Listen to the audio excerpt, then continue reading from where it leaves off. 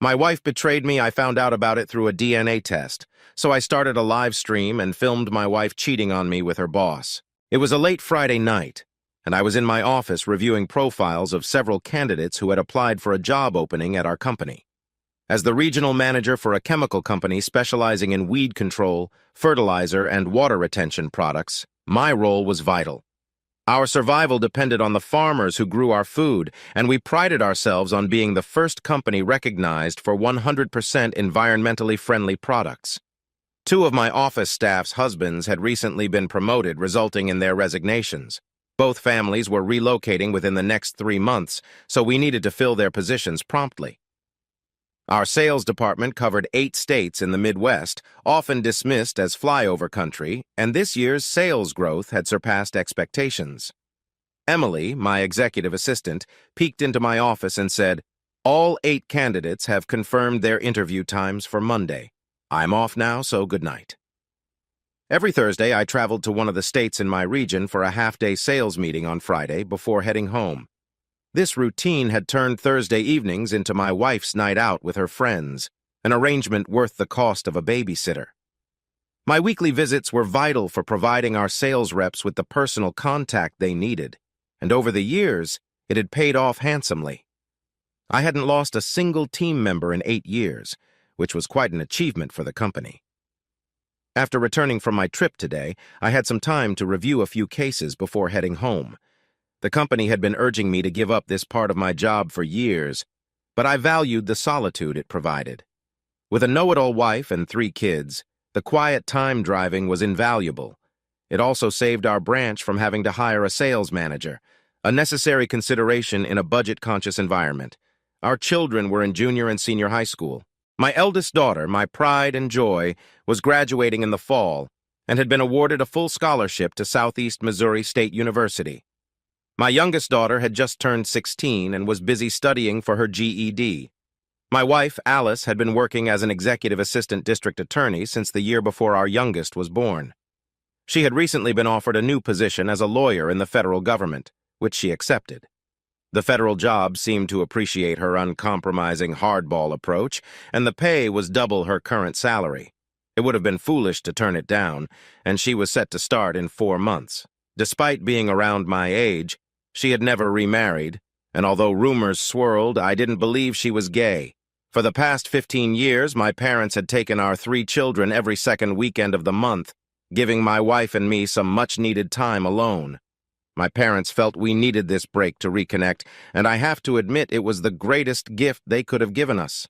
Without it, we might have ended up divorced like so many others. Our eldest, Grace, was set to work in our senator's office in Washington, D.C. for the summer before starting her undergraduate degree in political science.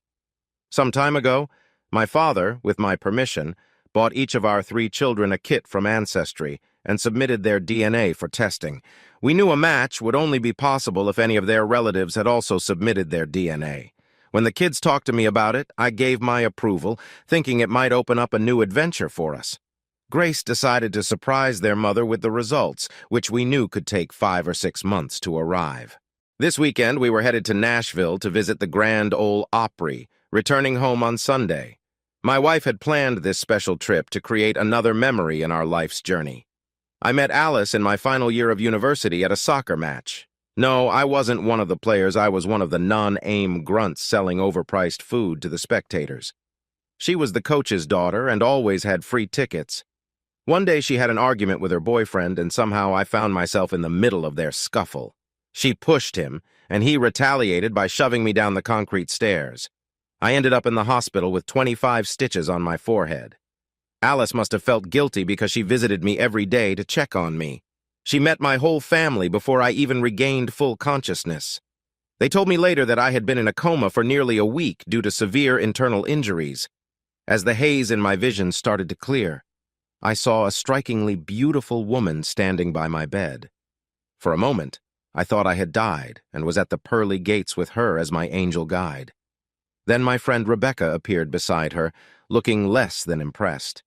I shut my eyes, hoping that when I opened them, Rebecca would be gone and this surreal scene would have vanished. When I woke again, the goddess-like figure was still there, but Rebecca was nowhere to be seen. It turned out she had found someone else to bother. Alice, the woman who had been by my side, never asked for anything in return. As I slowly pieced my life back together, we eventually started dating without much fanfare. After graduation, I went into sales and she landed her first job as a management assistant. During a family reunion, her younger cousin asked why she was still single, and she replied, "Because James hasn't proposed to me yet."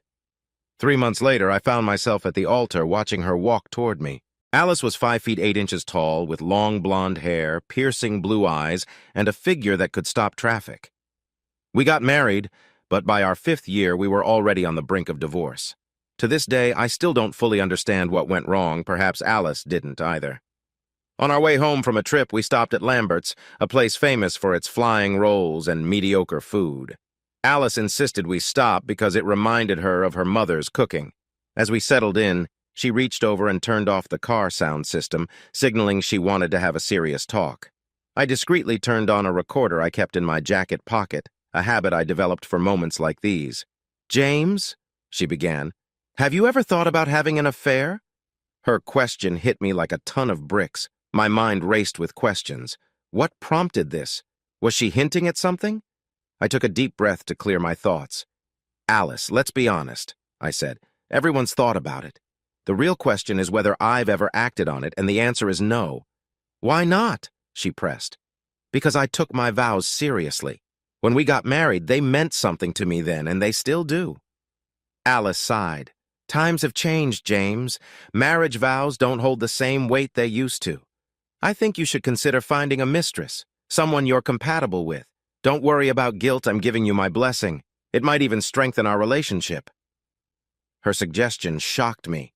It felt like she was giving me permission to betray her, something I couldn't fathom. "Why is my having an affair so important to you, Alice?" I asked. "Have I done something to make you want to sabotage our marriage?"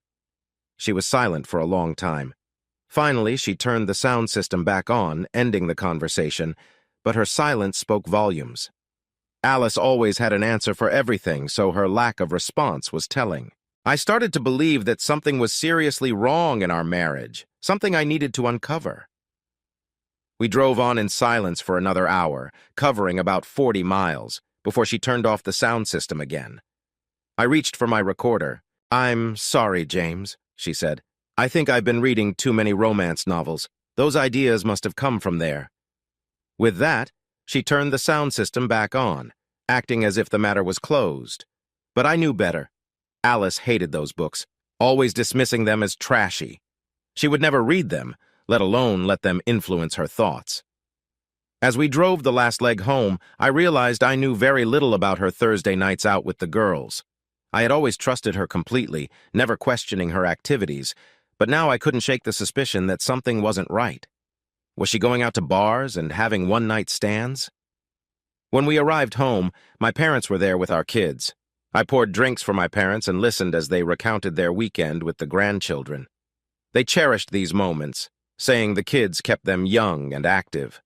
They stayed for about an hour before heading home, and I walked them to their car, my mind still reeling from the conversation with Alice. "James," my dad said quietly, "when would be a good time for us to have a private conversation at your office?" "Tomorrow." "I've got interviews all day," I replied. "How about we meet in 3 hours? Whatever's going on, I'm here for you." Dad leaned in, whispering, "It's not about your mom and me. It's about Alice and your youngest daughter. I can't say more since Alice is watching us." "Okay, Dad. I'll drop by after work and we'll sort it out in half an hour," I said loudly enough for Alice to hear through the window. After watching my parents drive away, I went inside, grabbed my car keys, and threw my toolbox into the trunk. "Hi, honey," I said. "I need to stop by Dad's tomorrow to help him with something, so I might be a little late." "I heard you from the window," Alice replied. "Don't worry, we can have dinner a bit later." The next day, my parents arrived promptly and were shown into my office. We settled down, waiting for the coffee to be brought in. Once it arrived, Emily closed the door behind her.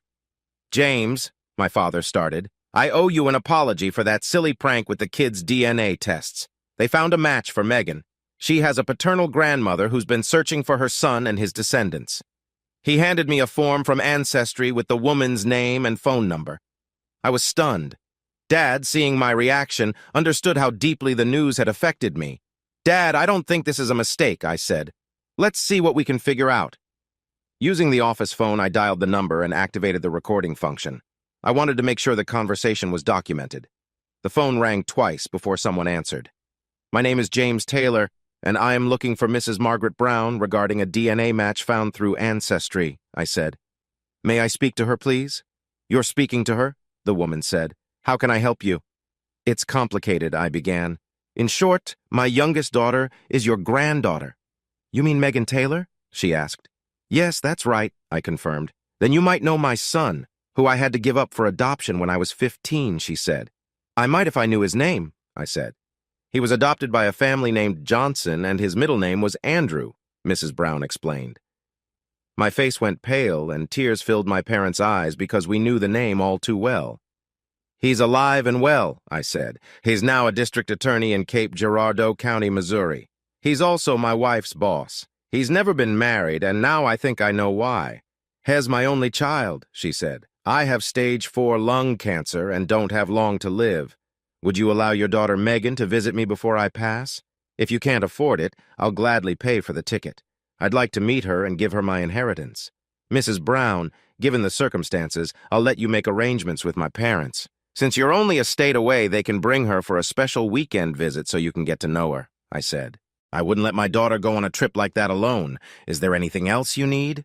"Get me a notarized statement authorizing my attorney to conduct a DNA test," Mrs. Brown said. "Given the value of Megan's inheritance, he needs to confirm she is who we believe she is before altering my will." "Understood." "I'll pass this on to my father," I said. "He can work out the details and get directions to you." I stood up, walked out of the office, and handed Emily my personal tape recorder. "Transcribe and notarize both my conversation and the phone call. I'll need them for the divorce proceedings." "Should I handle the DNA test authorization?" Emily asked, understanding that when the recorder was on, she should listen silently, a practice that had resolved many conflicts in the past. "Yes," I said, "but we need to keep this secret for a few weeks. I want to find out what my soon-to-be ex-wife does on Thursdays." I walked into my assistant's office and said, "David, I need to speak with you and your wife as soon as possible. I'm going to need your help with a personal matter." David immediately sensed the seriousness of my request. "She'll be off duty soon," he said. "I'll text her to come right over." I returned to my office and made plans. Using my house key, David and his wife would pack Megan's clothes and leave the following Friday. I would pick her up from school and drop her off at their place by 10. As I escorted my parents to the exit, David's wife arrived. I told her to head to his office and I would join them shortly. Thanks to modern technology, Emily had already transcribed the recordings. I handed copies to David and Anna to review, suggesting they start with the conversation between my wife and me. I gave Emily the paperwork my father had provided to make photocopies for my attorney's file, ensuring everything was in order. Both Anna and David had known Alice and me for many years, and they took today's revelations very hard. Anna and Alice grew up in the same neighborhood. Though they weren't close, they naturally knew everything about each other. Anna was shocked to uncover the hidden reality that had come to light. "Do you think there's any chance they're still lovers after all these years?" Anna asked. "Or was it one of those situations they got into and then realized their mistake?" "I don't know," I replied, "but I'm going to need your help to find out. For the next few weeks, David, I need you to take the company car for sales meetings. Anna, I'll need to drive your car so that no one will recognize it. You can use David's car. I'll inform corporate that this is part of your cross-training, David, so you'll have to do it for the next 3 months. You're going to follow Alice around on Thursday nights and document everything." David nodded. "Since Alice believes you're still making your weekly trips, she'll be none the wiser. My gut tells me it's still happening," I said. "Why else would Alice suddenly suggest I have an affair with her blessing? If Johnson hadn't changed jobs, nothing would have changed. I believe Alice may be planning to move in with Andrew Johnson when he starts working in St. Louis. If Alice can prove that I'm having an affair, it would justify her filing for divorce in her eyes." "I can see Alice doing something like that," Anna agreed. "It's become common to deflect blame onto others to distract from your own behavior. If you find proof one of these Thursday nights, call me. I'll have dispatch send a couple of officers to inform them you've been in an accident.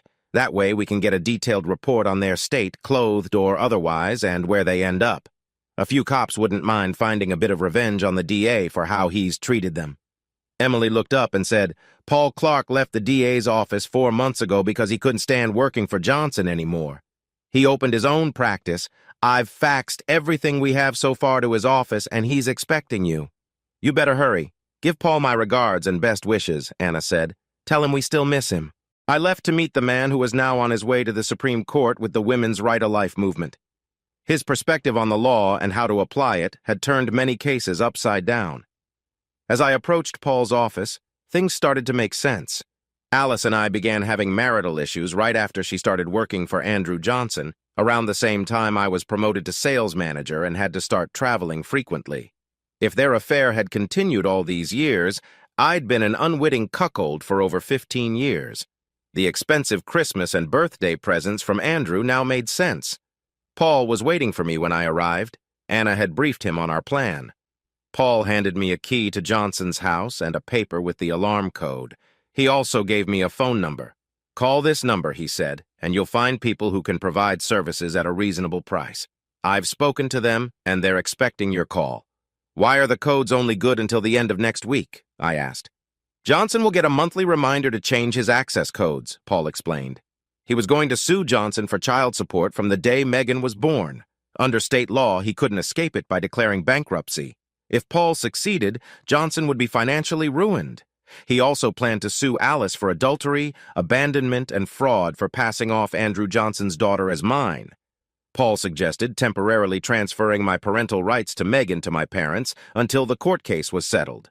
Why? I asked. That way they can't claim you're using Megan against them, Paul explained.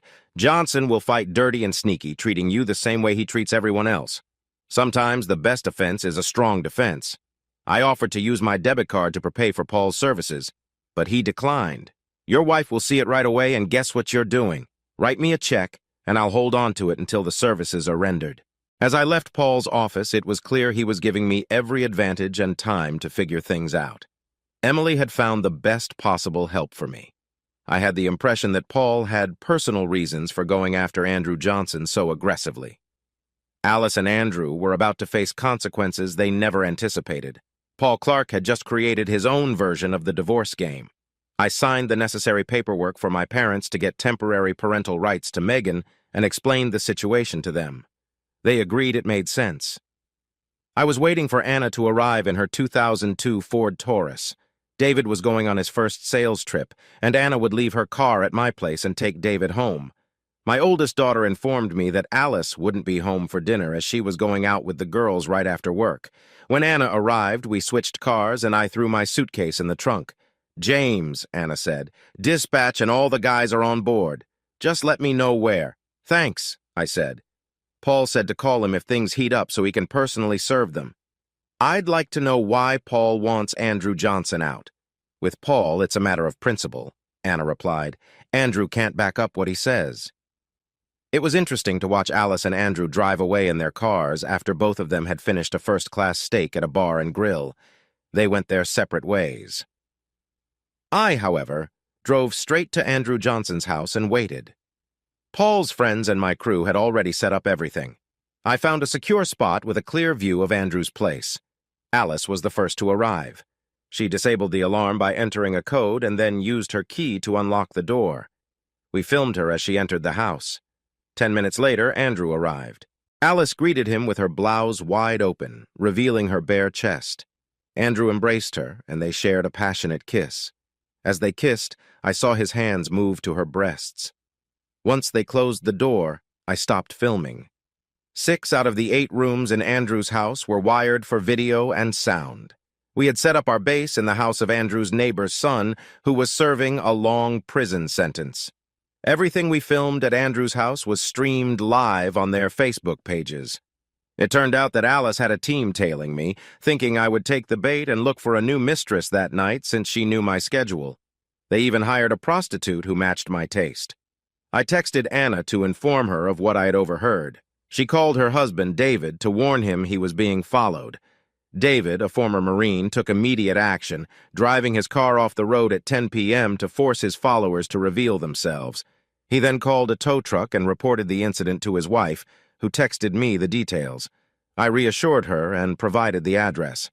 I slipped over to Andrew's house and removed the valves from all the tire rods on their cars, ensuring they wouldn't be able to leave. The lovers were trapped. Police officers arrived, their blue lights flashing, and began looking for Alice Taylor. Andrew tried to deny her presence until the officers pointed out her car in the driveway. Finally, Alice appeared, wrapped in a sheet. "Mrs. Alice Taylor," an officer said, "your husband, James Taylor's car was involved in an accident near Little Rock, Arkansas. Your parents suggested we find you here." I savored the sight of Alice's face turning white. The police lied to unsettle them. Afterward, the officers left, and I followed, keeping up with them from the moment the police arrived to the moment they left. Everything was streamed live on Facebook, providing undeniable proof. At midnight, my eldest daughter, Grace, called. "Daddy, Mom isn't home yet, and my calls go to her answering machine. I'm worried. She never stays out this late. What should I do?" "Call Andrew Johnson and ask him to put you through to your mother," I instructed, giving her his number. "Why call her boss?" Grace asked. "Because he's been her boyfriend every Thursday for the past 16 years, I replied. I then sent Grace a clip showing Alice wrapped in a sheet, talking to the cops, and Andrew in pajama pants. 10 minutes later, Grace called back. Mom's phone suddenly worked. She called me, saying she was on Lower East Broadway with 4 flat tires. I knew she was lying and told her it couldn't be true since it was right next to Andrew's house.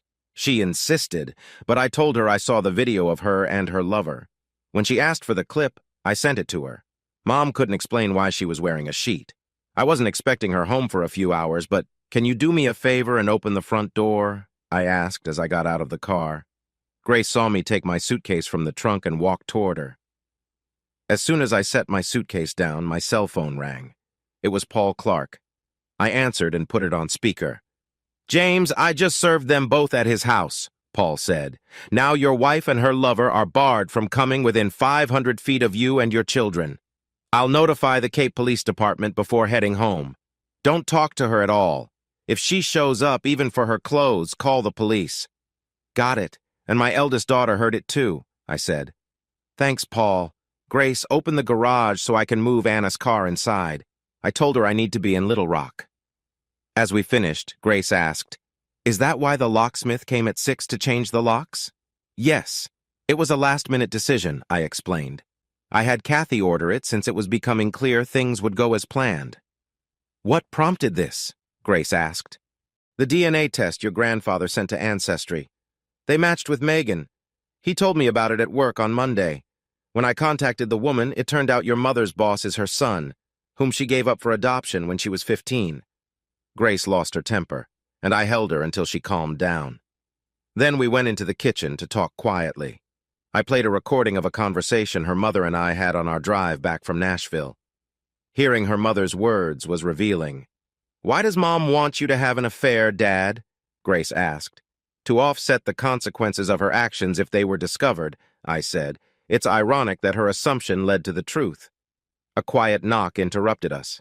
"Since I wasn't supposed to be home," Grace answered. "A police officer informed us they had stopped the cab Alice was in and warned her about violating a court order. Grace and I discussed everything late into the night, agreeing that Alice should have been a writer, given her flair for storytelling." "I still can't believe Mom had an affair with the same man for over 16 years, Grace said, her voice tinged with disbelief. "How did we not see that?" "It was easy," I replied. "You kids were young, and I was a sales manager who traveled to different states for meetings every week.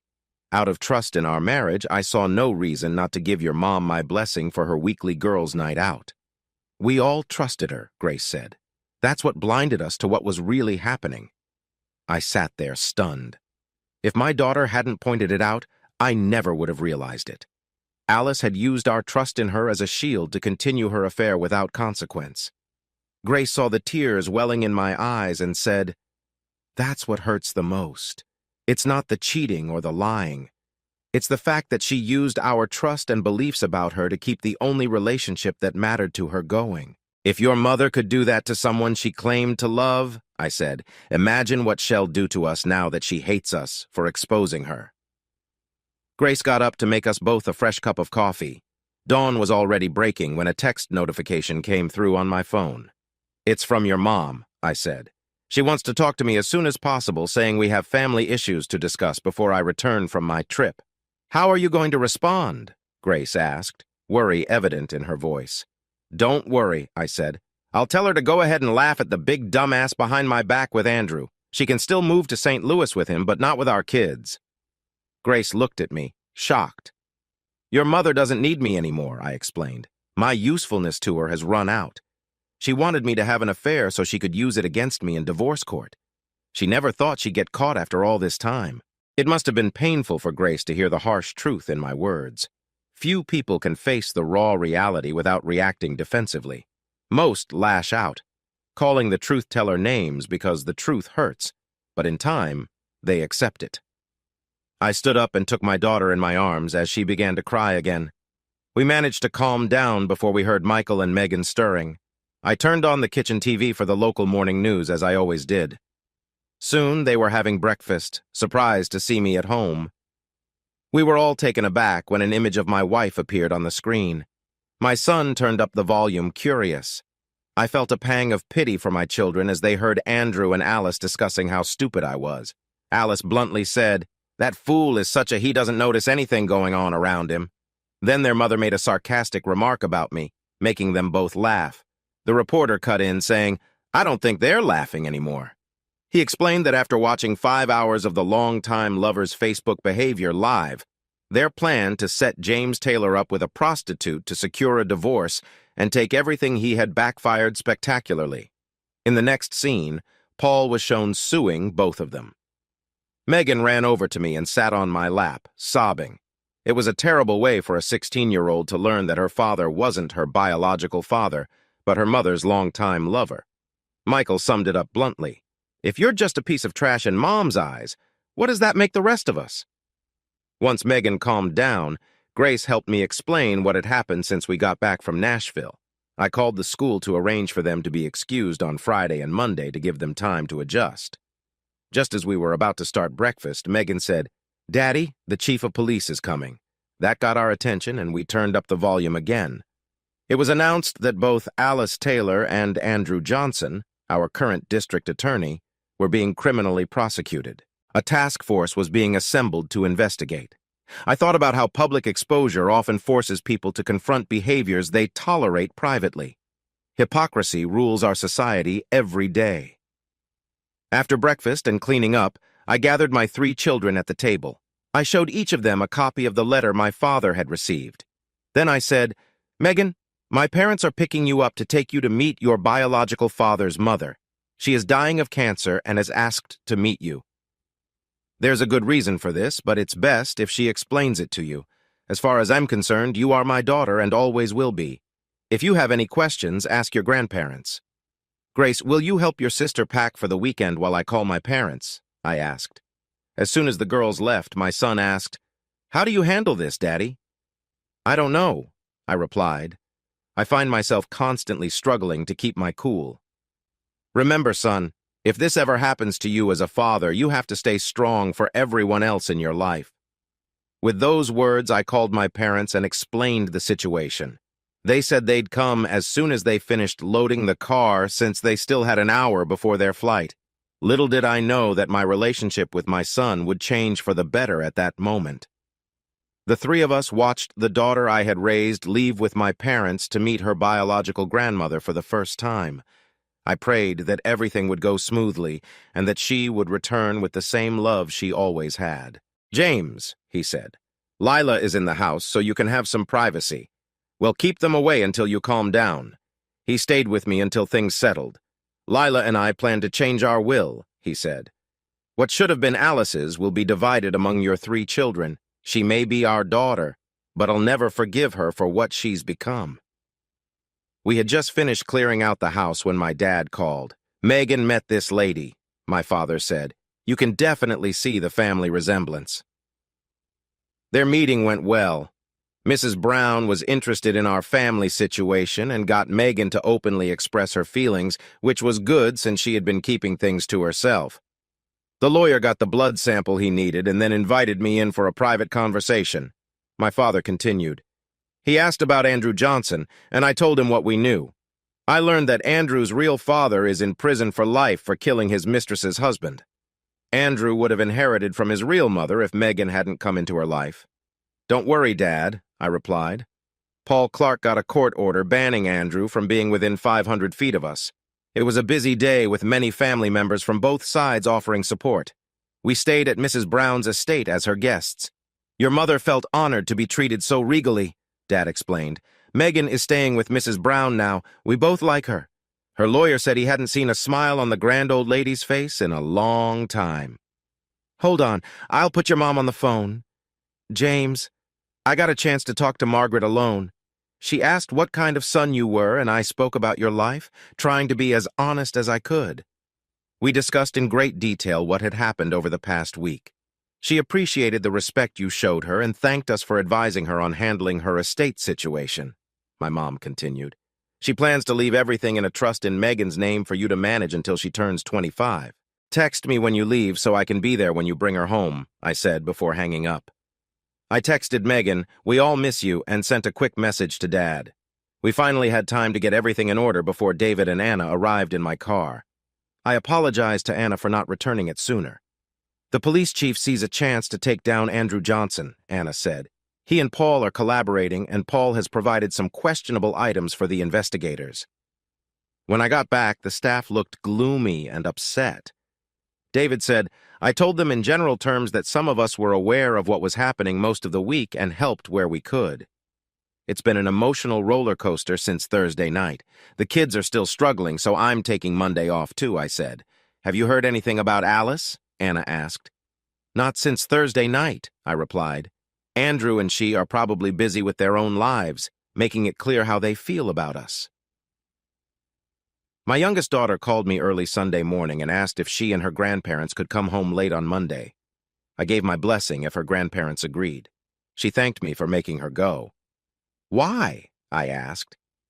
"Mrs. Brown made me realize it wasn't my fault that Mom's infidelity brought me into the world," Megan said. "She made Daddy understand that we were all innocent victims and didn't deserve what Mom and Andrew's behavior brought upon us. I love you, Daddy," she said before ending the call. On Monday night, Grace, Michael, and I watched as my parents pulled into our driveway. They looked stressed and tired. As soon as Megan got out of the car, she rushed into my arms. It was nice to have my youngest daughter home. Her father opened the trunk and brought in her suitcase, which Michael immediately carried to her bedroom. Then the three of them went to the family room to catch up while my parents and I went to the kitchen for fresh coffee. My parents shared their impressions of Mrs. Margaret Brown. "When we left, she was calm," my father said. "Meeting Megan and having her accept Mrs. Brown was important to her. Mom pulled an envelope of legal documents out of her purse and handed it to me. This was given to me by her lawyer per Margaret's instructions," she explained. I opened it and found a check for $50,000 and a short letter. The great lady thanked me for granting her request and informed me that she had already lived beyond her life expectancy before I contacted her. The DNA confirmed the biological connection. "Megan is a beautiful girl and you've raised her well. Use the resources I've given you to get through this difficult time and don't forget your values." I gave it to my parents to read. It was hard to realize that we may have fulfilled a dying woman's request. Over a cup of coffee, I explained everything that had happened while they were on the trip. I told them that emotionally everything was behind us as a family and that we would return to our normal lives starting tomorrow. The rest of the week went smoothly. Alice tried to contact each of our children by phone and was told not to call again. Corporate headquarters was thrilled that I was no longer leading sales meetings and began looking for a new sales manager. For the first time in 10 years, I was sitting in my office going over the month's sales figures when Emily poked her head through the door saying, "It hit the fan." I looked up and asked, "What now?" "I received a letter informing me that your latest letter to Alice was published on a Southeast Missouri newspaper website," Emily said. I went to the website and found the Speak Out section. Emily came over to my desk and started reading over my shoulder. By the time she finished, she was sobbing. "I wrote it when I was emotionally upset," I explained. "Maybe I was too harsh." "No," Emily said. "You just coldly and bluntly stated what her long-term behavior shows. Either one of them could have come clean." Andrew got the benefit of a long-term relationship without the cost. That's what I thought, I said. It's rare for the community to see the real cost of someone's behavior on a family in such a public way. For anyone who has been divorced like me, it's a stark reminder of the pain and suffering they went through before they could start living again. Look at that last comment. As a feminist for most of my life, I have fought for equality and empowerment. What this woman and her lover did to her husband and children has forever tarnished our movement. I read aloud. Alice and Andrew were having dinner at a bar and grill.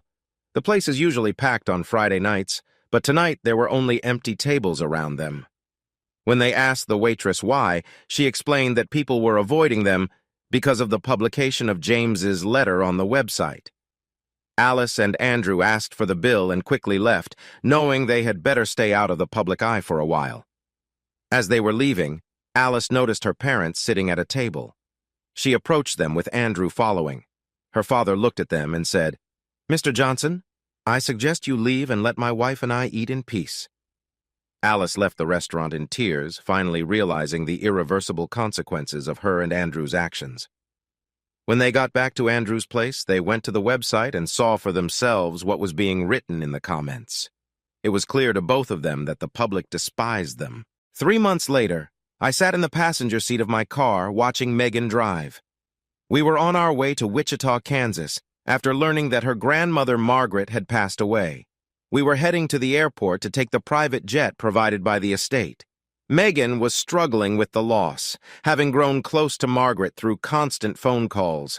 When she returned from her trip, Grace and Michael were a great help, and the four of us became closer. They both encouraged me to start dating, but I remained quiet about it, feeling once burned, twice embarrassed. Andrew and Alice had moved to St. Louis, where the feds authorized Andrew to start work early. The county was glad to be rid of him, provided he repaid over $45,000 in questionable expenses.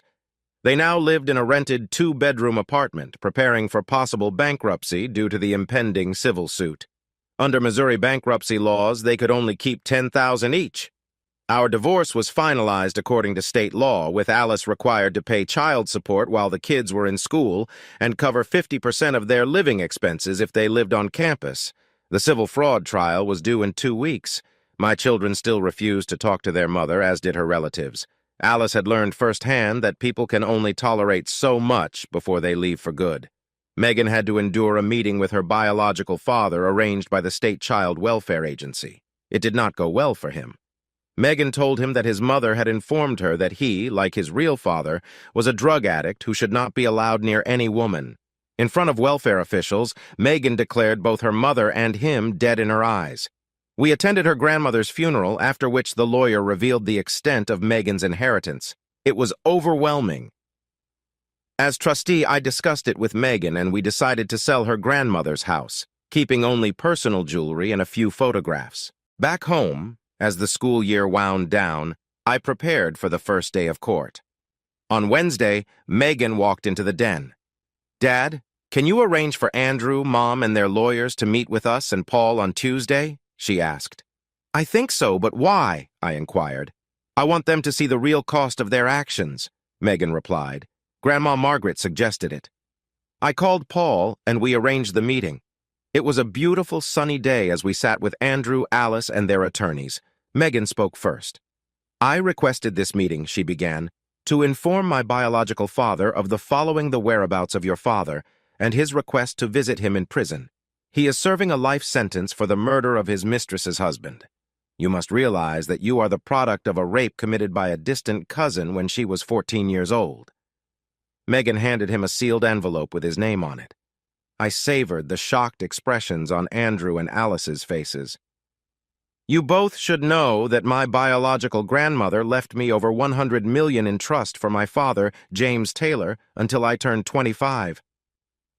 "It would have been yours, Andrew, if she hadn't discovered me," Megan stated. "When she found out how I was conceived and what came of it, her views on morals and standards changed. That's when she disinherited you. In my grandmother's eyes, what you both did was disgusting. Paul, my trust will be paying my father's legal bills.